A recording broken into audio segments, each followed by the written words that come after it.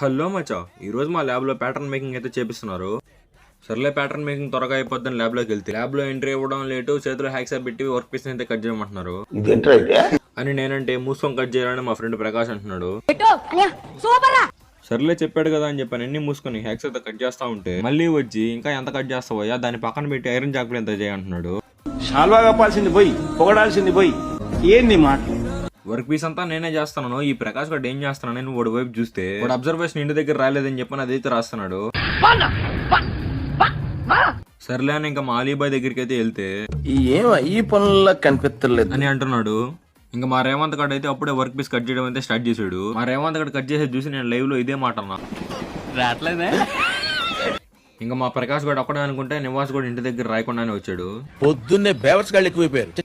ఇటు పక్క అజయ్ గడ్ బాగా కష్టపడుతుంటే అభిషేక్ గడ్ ఏంది చేసేది బాగా చేయరా అంటున్నాడు.